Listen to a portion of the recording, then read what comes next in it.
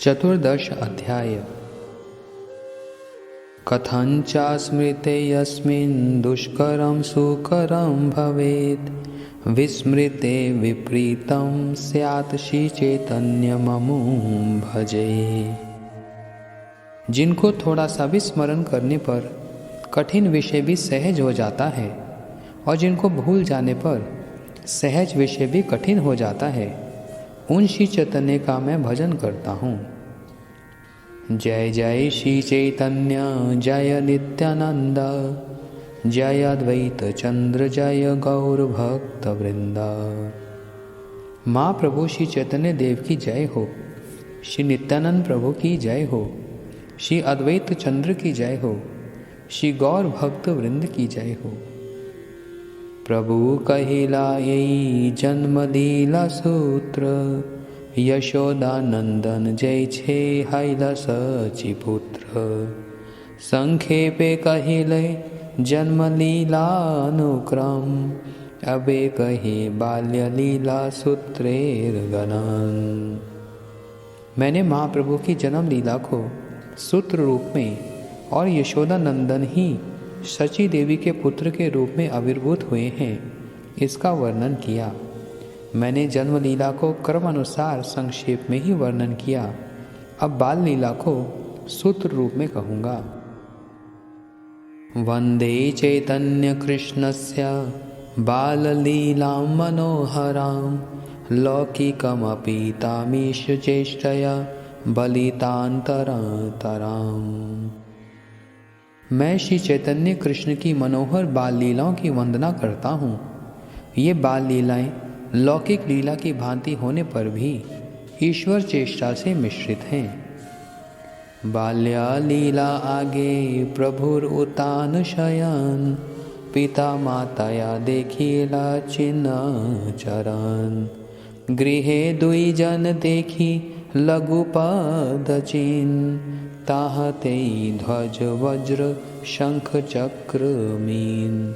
देखिया दोहार चित्ते जन्मिले विस्मय कार पद चिन्ह घरे ना पाए निश्चय। महाप्रभु की प्रथम बाल लीला का वर्णन करते हुए कह रहे हैं कि महाप्रभु ने पीठ के बल शयन करते हुए माता पिता को अपने चरण चिन्ह दिखलाए। इससे पूर्व घर में माता पिता दोनों ने छोटे से पद चिन्हों को देखा, जिसमें ध्वज वज्र शंख चक्र और मीन विद्यमान थे। यह देखकर दोनों को बहुत विस्मय हुआ, किंतु वे ये निश्चित नहीं कर पा रहे थे कि घर में यह चरण चिन्ह किसके हैं। मिश्र कहे बाल गोपाल आछे शीला संगे तेहो मूर्ति हैया खेले जानी घरे रंगे। जगन्नाथ मिश्र ने कहा, शालिग्राम शीला के साथ घर में बाल गोपाल विराजमान हैं। ऐसा प्रतीत होता है कि वे ही बालक बनकर आनंद से घर में खेलते हैं। सेई खाने जागी निमाई करे क्रंदन अंके लैया सची तारे पियाई स्तन।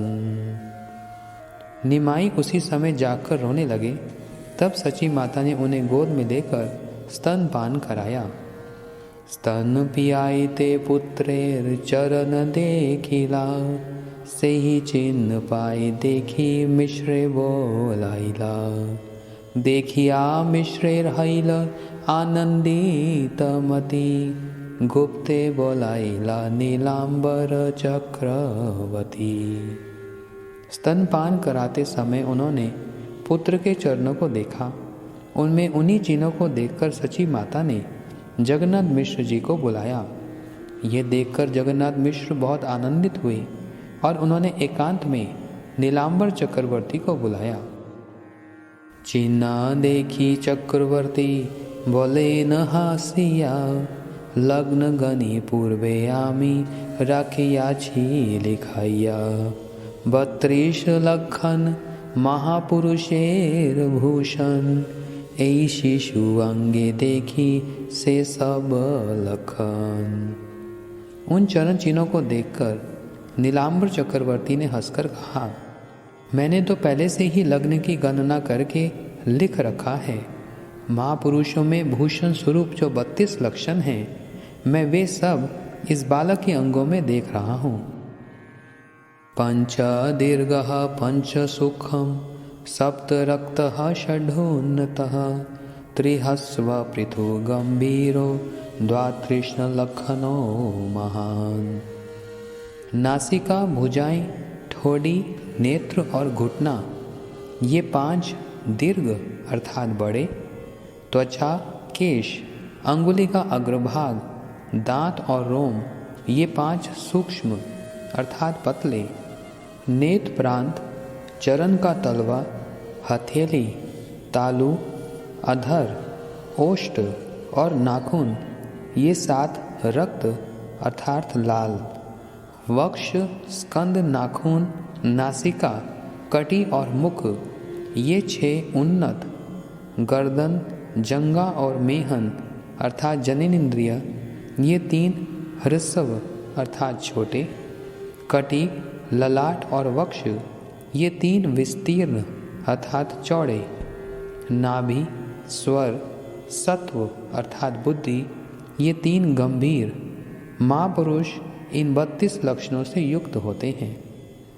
नारायणेर चिन्ह युक्त श्रीहस्त चरण এই শিশু সর্বলোকে করিবে তারণ এইতা করিবে বৈষ্ণব ধর্মের প্রচার ইহা হইতে হবে দুই कुलेर निस्तार। इस शिशु के श्री हस्त चरणों में वही चिन्ह है जो नारायण के हस्त चरणों में है, इसलिए यह सभी लोगों का उद्धार करेगा। ये वैष्णव धर्म का प्रचार करेगा और इससे दोनों कुलों का उद्धार होगा। महोत्सव कर सब बोलाह ब्राह्मण आज दिन भाल करिबे नाम करन सर्वलोके करिबे এই ধারণ পোষণ विश्वम्भर नाम इहार एत कारण। आज का दिन शुभ है, इसलिए मैं आज ही इसका नामकरण करूँगा। आप सभी ब्राह्मणों को बुलाकर महोत्सव कीजिए, यह सभी लोगों का धारण और पोषण करेगा, इसलिए इसका नाम विश्वम्भर है। शुनि सचिर मिश्रेर मने आनंद बाड़िला ब्राह्मण ब्राह्मणियानी महोत्सव कैला। यह सुनकर शची माता और श्री जगन्नाथ मिश्र बड़े आनंदित हुए तथा उन्होंने ब्राह्मणों और ब्राह्मणियों को बुलाकर महोत्सव किया। तब एकत दिने प्रभु जानु चंक्रमण तथा नाना चमत्कार कराइल दर्शन। कुछ दिनों के बाद महाप्रभु ने घुटनों के बल चलना आरंभ किया। उस समय उन्होंने अनेक प्रकार की चमत्कारिक लीलाएं प्रकाशित की। क्रंदनेर झले बलाइला हरि नाम नारी सब हरि बले हासे गौर धाम। रोने के छल से महाप्रभु सबसे हरिनाम उच्चारण करवाते। जब स्त्रियां महाप्रभु को रोते हुए देखती तो वे हरि हरि कहती। यह देखकर महाप्रभु हंसने लगते। तब एकत दिने कैला पद चंक्रमण शिशु गणे मेरी कैला विविध खेलन। कुछ दिनों में महाप्रभु ने अपने पैरों पर चलना आरंभ किया और फिर दूसरे बालकों के साथ मिलकर अनेक प्रकार की क्रीड़ाएं करने लगे। एक दिन शची खई संदेश आनिया बाटी भरी दिया बले खाओ बसिया। एक दिन सची माता ने खील संदेश को कटोरी में डालकर महाप्रभु को दिया और कहा, इसे यहाँ बैठकर खाओ। एत बलि गेला सची गृहे कर्म करिते लुकाइया लागेला शिशु मर्तिका खाइते। ये कहकर सची माता गृह के कार्य करने चली गई और उधर महाप्रभु छिपकर मिट्टी खाने लगे। देखी सची धाइया आइला करी हाय हाय माटी काड़ी लैया बले माटी के नो खाए। यह देखकर सची माता हाय हाय करती हुई दौड़कर आई और महाप्रभु के हाथ से मिट्टी को छीनकर बोली, मिट्टी क्यों खाते हो? कांदिया बले न शिशु के नो करे रोष, तुमी माटी खाईते दिले मोर की बदोष।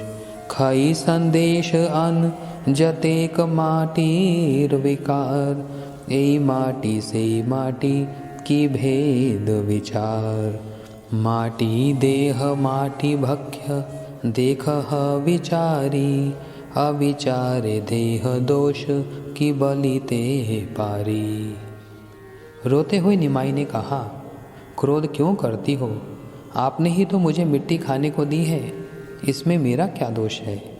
खील, संदेश और अन्न सभी मिट्टी से उत्पन्न होने के कारण मिट्टी के ही तो विकार हैं। यह भी मिट्टी है और वह भी मिट्टी है, इसमें क्या भेद विचार है? विचार करके देखो कि यह शरीर भी मिट्टी से बना है और खाने के पदार्थ भी मिट्टी से बने हैं, परंतु आप बिना विचार किए ही मुझ पर दोष लगा रही हैं, तो मैं क्या कह सकता हूँ? अंतरे विस्मित शची बलीला तहारे, माटी खाई ते ज्ञान योग की शिखाई लो तोरे। माटीर विकार अन्न खाइले देह पुष्टि है, माटी खाइले रोग है देह जाय खाए। माटीर विकार घटे पानी भरी आनी, माटी पिंडे धरी जबे शोषी जाए पानी। यह सुनकर सची माता मन ही मन बहुत विस्मित हुई, परंतु वात्सल्य के कारण बोली, मिट्टी खाने का ज्ञान योग तुम्हें किसने सिखलाया है? मिट्टी के विकार अन्न को खाने से शरीर पुष्ट होता है, परंतु मिट्टी खाने से शरीर में रोग हो जाता है और शरीर का नाश हो जाता है। सुनो पुत्र, मिट्टी के विकार घड़े में जल भरकर लाया जा सकता है, परंतु मिट्टी के ढेले पर जल डालने से वह जल को सोख लेता है। आत्मा लुकाई थे प्रभु बलीला तहारे, आगे के नो इहा माता न शिखाई ले मोरे। एबे से जानी लाऊं आर माटी ना खाइब, खुदा लागे जबे तबे तोमार स्तन पीब। माता के वचन सुनकर महाप्रभु ने अपने स्वरूप को छिपाते हुए कहा, आपने पहले मुझे इस बात की शिक्षा क्यों नहीं दी? अब मैं जान गया हूँ, इसलिए पुनः मिट्टी नहीं खाऊंगा। मुझे जब भी भूख लगेगी आपके स्तन का दूध ही पीऊंगा। एता बलि जननीर कोलेते चढ़िया, स्तन पान करे प्रभु ईशत हासिया। एई मते नाना छले ऐश्वर्य दिखाए, बाल्य भाव प्रकटिया पश्चात लुकाए। यह कहकर महाप्रभु सची माता की गोद में चढ़ गए और मंद मंद मुस्कुराते हुए उनका स्तन पान करने लगे। इस प्रकार महाप्रभु नाना प्रकार छल से ऐश्वर्य दिखाते और बाल्य भाव को प्रकट कर अपने ऐश्वर्य को छिपा लेते।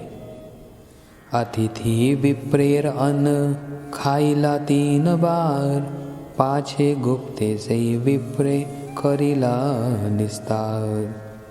एक बार महाप्रभु ने एक अतिथि ब्राह्मण के भोजन को 3 बार खाया और बाद में गुप्त रूप से उसका उद्धार किया। चोरे लैया गेला प्रभु के बाहिरे पाइया, तार स्कंदे चढ़ी आइला तारे भुलाइया।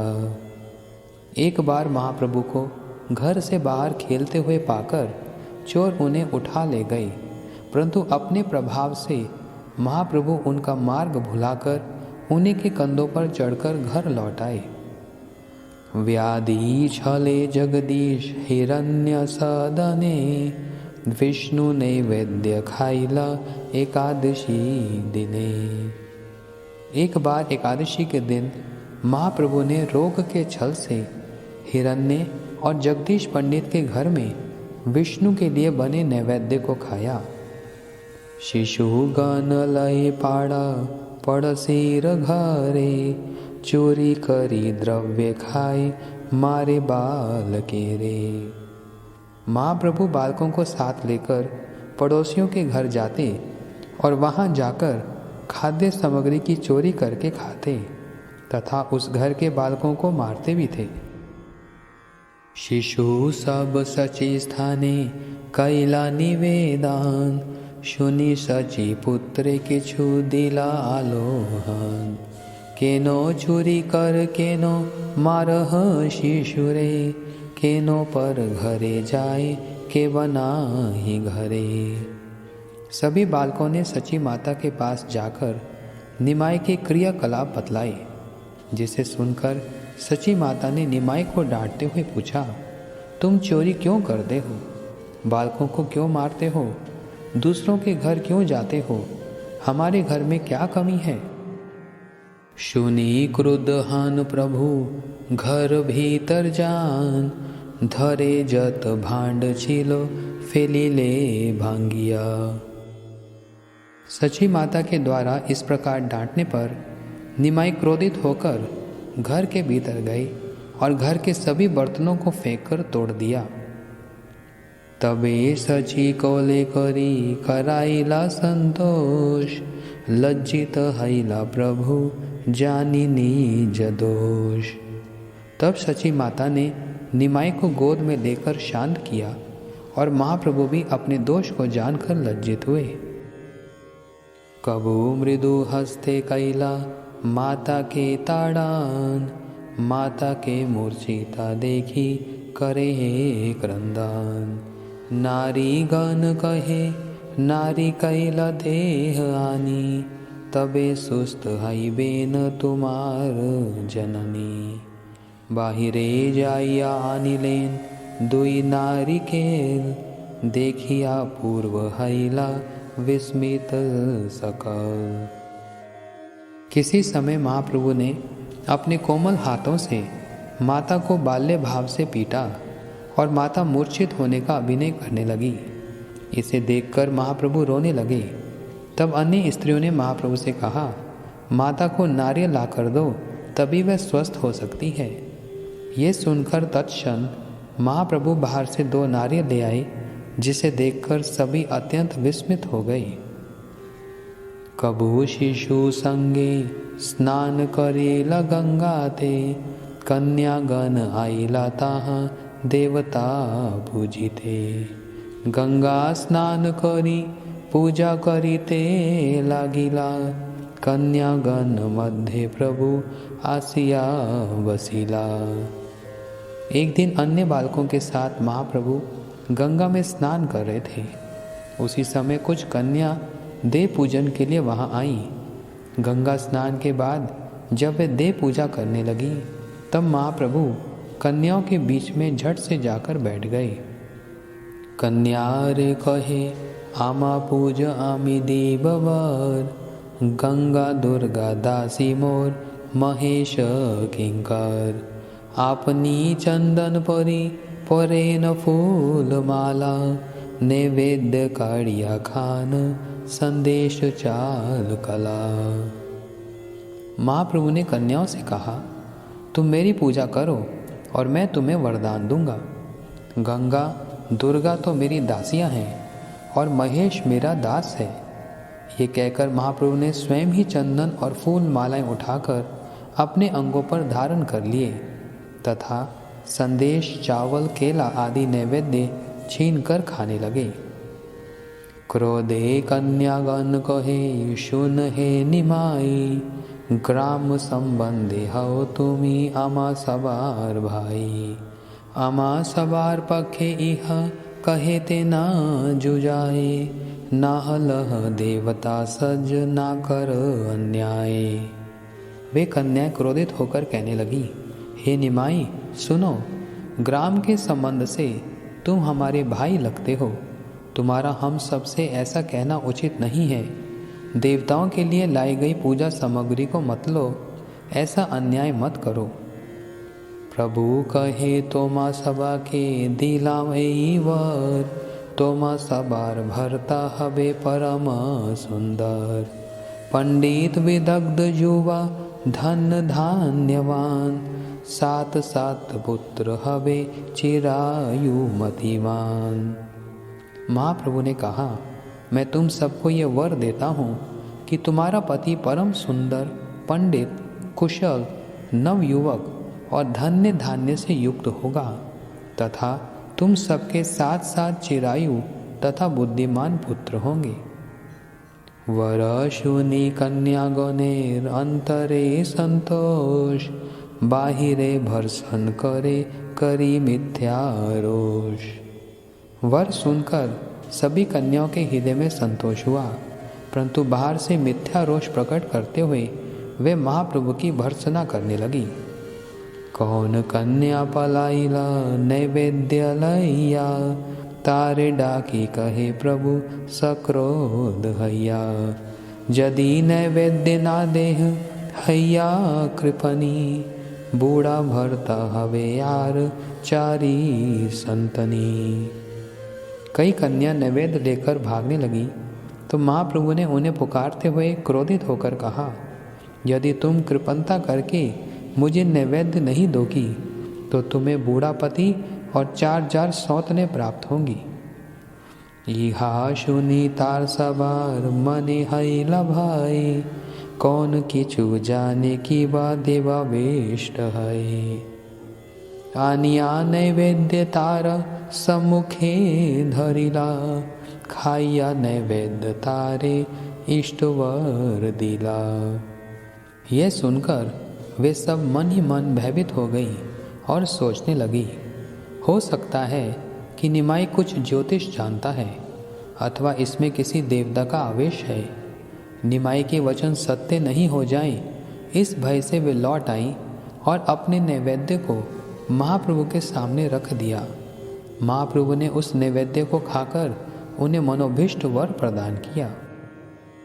एई मत चापल्य सब लोकेर दिखाए, दुख कारो मने नहीं सबे सुख पाए। इस प्रकार महाप्रभु सबसे चपलता करते, किंतु इसके द्वारा किसी के भी मन में दुख नहीं होता, अपितु सभी सुख का ही अनुभव करते। एक दिन वल्लभाचार्य कन्या लक्ष्मी नाम, देवता पूजीते आइला करी गंगा स्नान। एक दिन श्री वल्लभाचार्य की पुत्री लक्ष्मी देव पूजन के लिए गंगा स्नान करने आई। तारे देखी प्रभु हैला साभिलाषमान, लखी चित्ते सुख पाइला प्रभु दर्शन। उन्हें देखकर महाप्रभु के मन में एक अभिलाषा जागृत हुई और महाप्रभु को देखकर लक्ष्मी देवी के मन में भी प्रसन्नता हुई। साहजिक प्रीति दुहार करिला उदाय, बाल्य भावे छन तनु हैल निश्चय। दुहा देखी दुहार चित्ते हैल उल्लास, देव पूजा छदे कैला दुहे प्रकाश।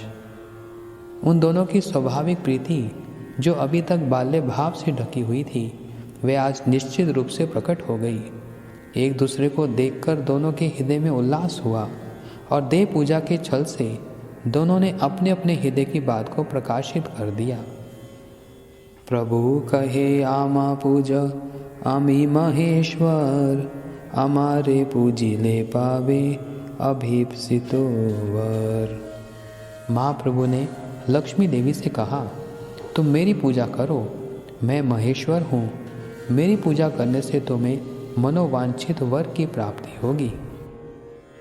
लखी तार अंगे दिला सपुष्प चंदन, मलिकार माला दिया करिला वंदन।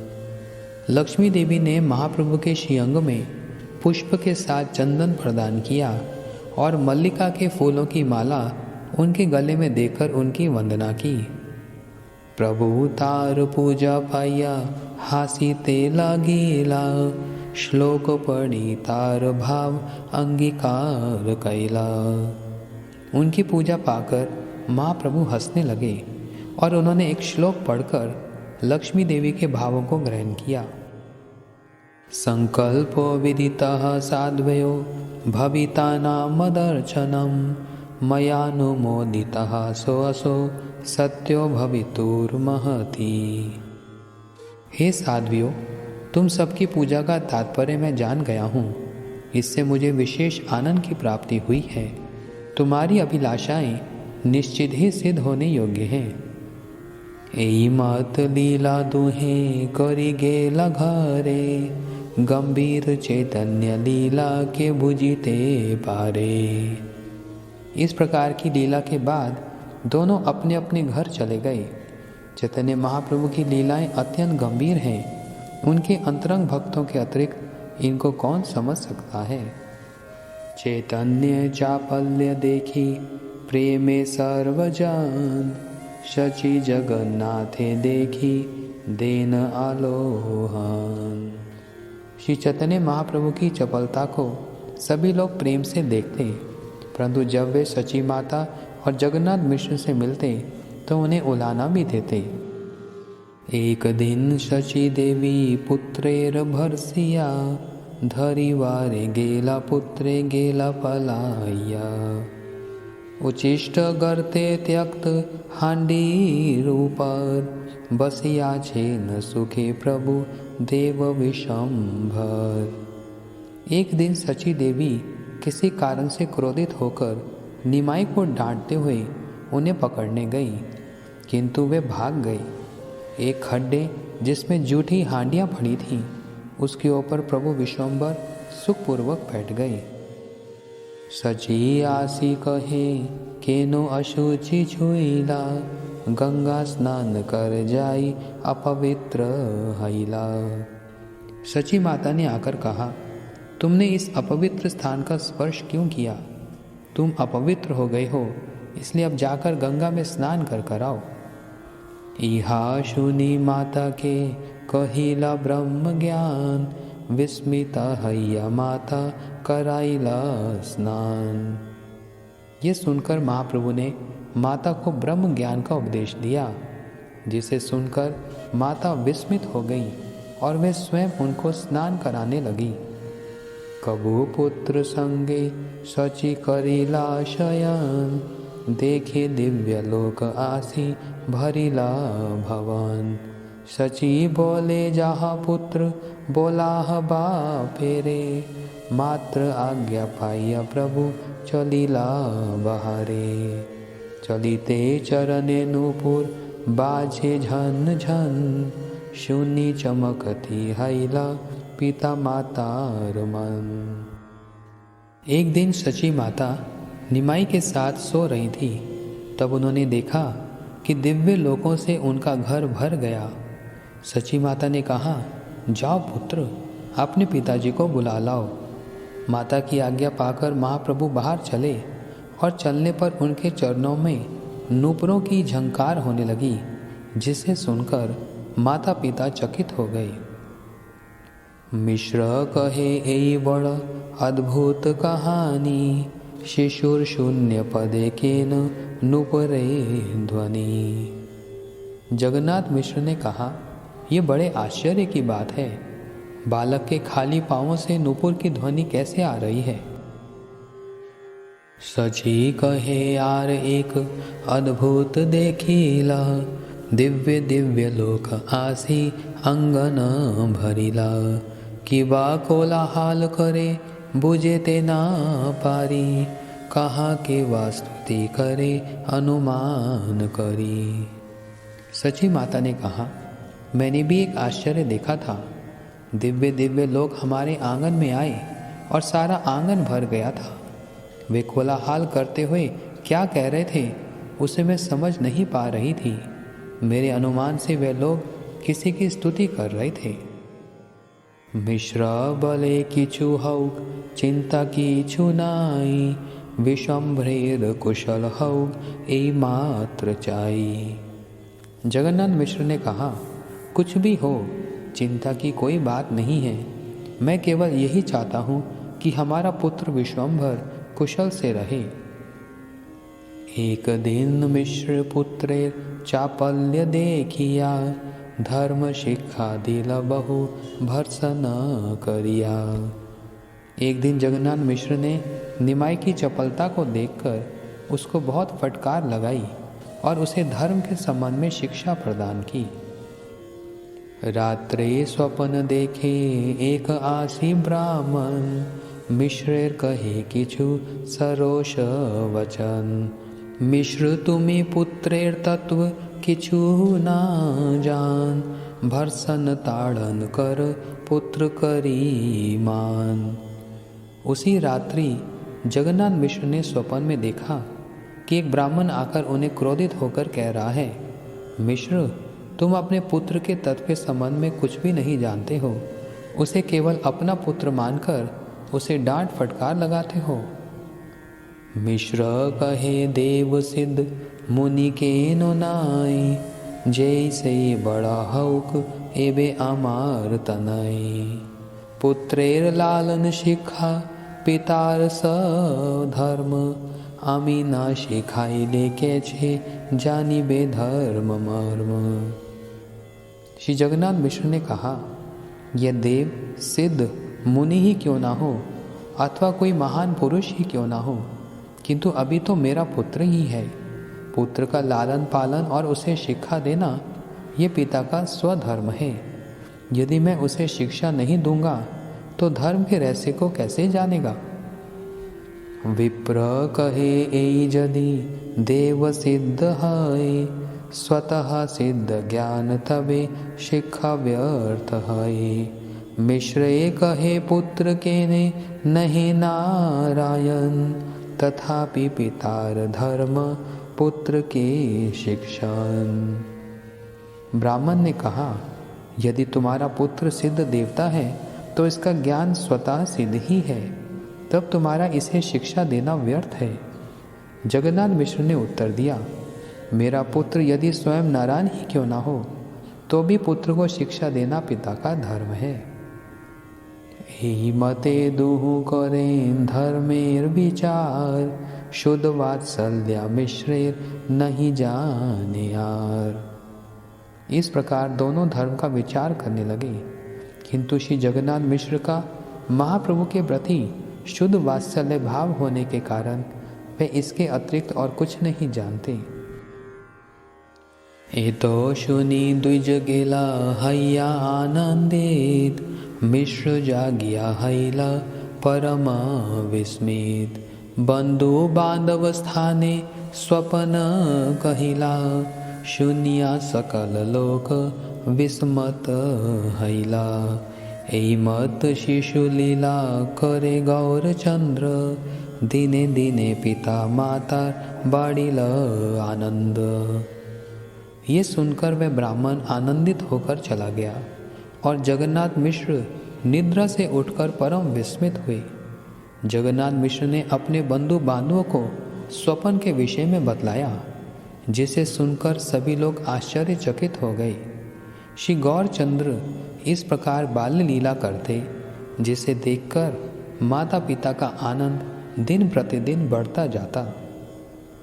कत दिने मिश्र पुत्रेर हाथे खड़ी दिला, अल्प दिने द्वादश फल अक्षर शिखिला।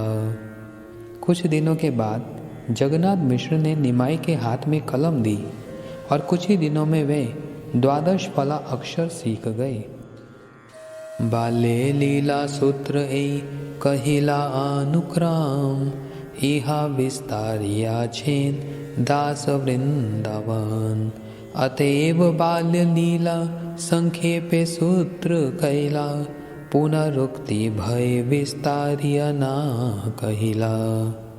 इस प्रकार मैंने बाल्य लीला को क्रम अनुसार सूत्र रूप में कहा है, क्योंकि श्री वृंदावन दास ठाकुर ने इन लीलाओं का विस्तार पूर्वक वर्णन किया है। इसलिए मैंने पुनरुक्ति के भय से विस्तार पूर्वक न कहकर बाल्य लीला को संक्षेप में सूत्र रूप से ही वर्णन किया है। श्री रूप रघुनाथ पदे जार आश, चैतन्य चरित्रामृत कहे कृष्ण दास। श्री रूप रघुनाथ गोस्वामी के चरण कमलों की कृपा विलासा करते हुए कृष्णदास इस श्री चैतन्य चरितामृत का वर्णन कर रहा है। श्री चैतन्य चरितामृत आदि लीला बाल्य लीला का सूत्र रूप में वर्णन नामक 14 अध्याय पूर्ण हुआ।